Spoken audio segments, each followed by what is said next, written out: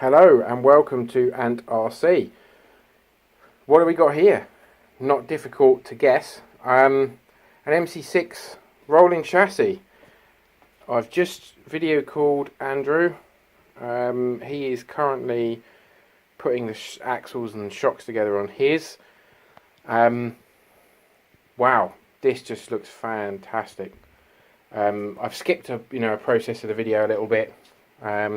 Just because I wanted to get it done, so I'll talk you through what the stages I've gone through to get here, and also the biggest mistake, embarrassing thing I've ever done related to RC. But I shall come on to that in a moment. So each axle, you've got to assemble the suspension. It wasn't difficult as such, just a bit fiddly. The fiddly bit about it was just to make sure you've got everything orientated the right way, because the springs and the shocks, see, the springs are behind at the front axle with the shocks in front, and then on the middle axle you've got the springs, then the shocks, and the same on the back. I also had, for some reason, I don't know why, I'd put the blue kind of receiving end of the drive shaft onto the actual gearbox and realised, I shouldn't have done that, so I've changed those over. Now on to my big mistake. Well, the front axle obviously turns one direction. The middle axle, this shaft will turn the same direction as the front, but the input and the output shaft turn in different directions on this axle. And I'd put the front axle on, the middle axle on, and earlier on, turned the chassis over, lined up this axle, thought, just want to make sure before I go and bolt it up. Put in the drive shaft, and these wheels were going backwards, while these wheels were going forwards.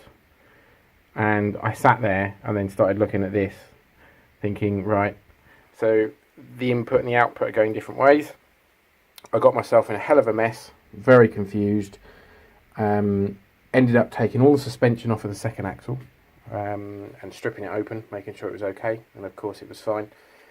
Then I took all the suspension off of the third axle, because we're talking to the point everything was ready to go. All the links were on, just ready to be bolted to the axle, to the chassis. And I opened this axle, looked at it, seemed fine, went back to my original videos when I first started this build, and noted the way that it was turning fine. Then I realised, in complete embarrassment, and burst out laughing because I can't believe I did it. What I'd done is, as I'd laid this axle onto the chassis, I had it the wrong way around. I still can't believe it now. And I didn't twig, because I've forever with this build have been turning the chassis the right way, the wrong way, the right way, the wrong way, and I was in such a kind of excitement to get a rolling chassis that I put it the wrong way. Big schoolboy error, and of course, because I had the axle the wrong way, it's going to turn the wrong way. So there was nothing wrong with it. 2.5 hours worth of fretting and disassembling, putting back together, and it's absolutely fine. Yes. This isn't my first build. Schoolboy error, not really paying attention. Something very simple caught me out. Embarrassed to say, but I admit my mistakes, and that will never ever happen again. Really, it's been pretty good, the build so far. Apart from my mistake there, everything has gone together really well. Nuts and bolts have gone together really well. For some reason, I'm missing some M2 bolts. So I've ordered some off eBay. Don't know where they've gone. Maybe I've dropped them in one of these boxes down here. They've fallen off my lap. It's most likely. Bit of a problem with, wanted to run it tonight, but for the keen-eyed amongst you, the servo's been removed, and the tray, or the servo mount, is in here. That is because the servo is in the TRX4. Unfortunately, the TRX4, I was doing a run the other day, stripped its 20 kilo servo. I've stripped a few of these, Savox and Power HD, and I was starting to get a bit frustrated, and I now know why it's happened. And I'm going to do a separate video for the channel about that, because I've spent a lot of time looking at it, trying to set endpoints on the TRX4 servo, TRX4 TX and RX, etc. And I couldn't, and I found out why, and it's quite simple. Again, another schoolboy error. Anyway, I digress. So unfortunately, I wanted to run it tonight, but I can't. I've got a 1080 ESC Hobby Wing sitting in there. So it could have been running in the conservatory, but sadly not, because I've got no servo. I've ordered another one and waiting for it to arrive, and it's an eBay job because I didn't want to spend another £50. So it's coming from the UK, but it's 3 or 4 days away.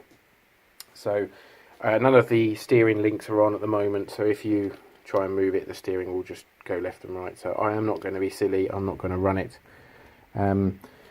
like that. But what I will do is, let's put the cab on, have a look and see what it looks like. It's obviously not going to be very straight. And let's put the flatbed on as well. And let's take a seat and have a little look. Wow.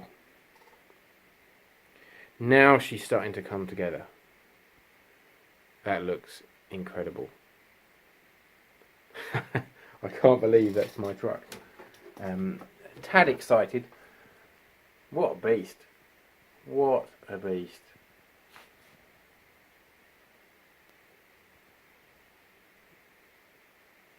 So cool. It sounds silly to say this, but because it's quite an obvious thing really, but it looks so much bigger, more imposing with the body on. You know, when Andrew and I first measured out the dimensions of these trucks, I don't think we kind of looked at each other a bit disappointed. But putting measurements on the floor doesn't really do it justice. What a thing. Cannot wait. So exciting. So, next steps. Well, I'm going to do the next steps a little bit out of order. Let's go and have a look at the manual. Excuse me, that's my phone. So the wheels are on. The next step will be assembling the cab, gluing bits on and things like that. But I'm going to paint it first. So my plan at the moment, I need to have a think on this, but my plan is to assemble the floor, and then, you know, all the dashboard and stick that to the floor, and then spray those bits together. So spray the dashboard and the wheels when they're glued to the floor. The floor is just in here, so the floor, here we are, and then all the necessary bits and pieces, the steering wheel and pedals and etc. go in there. So I want to get that together, spray the seat. I mean, I'm thinking out loud here. I may not do it in that exact order, but I'm not necessarily going to follow the order of the manual, because then I want to try and spray kind of in one go, or do the primer coat, and get everything glued together and then sprayed. So my plan is to work on the flatbed as well and start gluing, which is the bit I'm most apprehensive about. Yes, gluing is not my thing, and the reason why I'm a bit frightened about it, not frightened but apprehensive, is because, you know, years of making Airfix kits, and I didn't do a job like Andrew. It wasn't a show model at all, and I used sticky fingers and glue marks everywhere, and they ended up, despite my best efforts, looking awful. And this truck is, you know, huge investment for me, and I don't want to mess it up, so I'm a bit nervous about it. So I'm keen to try and get the flatbed and have a go at the gluing, because one of those things, I just need to do it. I know it's not going to be that big a deal.